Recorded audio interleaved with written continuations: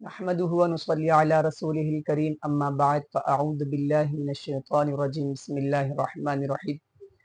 अल्लाह तबारक व तआला का करोड़ा एहसान के उसने फिर से हमें ज़िंदगी में रमज़ान जैसा मुक़द्दस महीना अता फ़रमाया।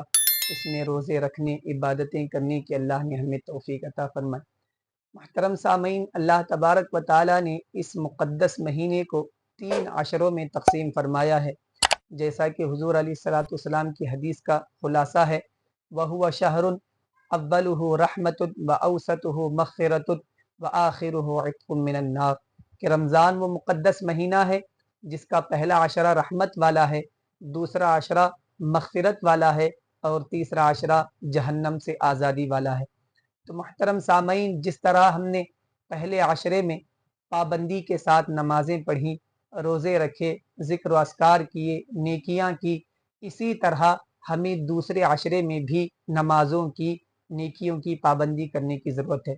उमूमन देखा गया है कि हम जब रमज़ान शुरू होता है तो उस वक्त बड़े जोश व खरोश से इबादतें करते हैं, रोज़े रखते हैं, नमाज़ें पढ़ते हैं, ज़िक्र व अस्कार करते हैं।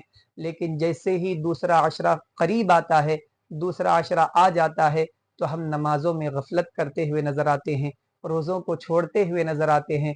तो मुहतरम सामईन, अल्लाह ताला ने इस पूरे महीने में बरकत रखी है, पूरे महीने में सआदत रखी है, पूरे महीने को अल्लाह ताला ने बरकत और सआदत वाला महीना बनाया है।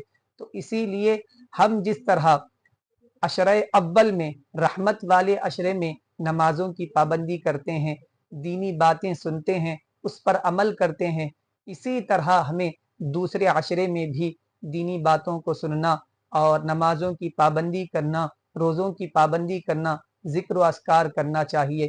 इसलिए कि अल्लाह ताला ने इस अशरे में भी सआदत और बरकत रखी है।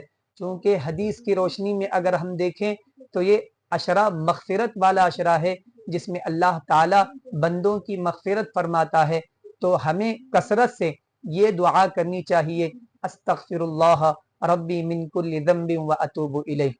इस दुआ को दूसरे अशरे में कसरत से पढ़ें, अपने लिए भी दुआ करें, अपने मरहुमीन के लिए दुआ करें जो हालत ईमान के साथ इस दुनिया से रुखसत हो गए हैं, उन तमाम की मग़फ़िरत के लिए इस अशरे में दुआ करें कि ये अशरा अल्लाह ताला ने मग़फ़िरत ही के लिए बनाया है।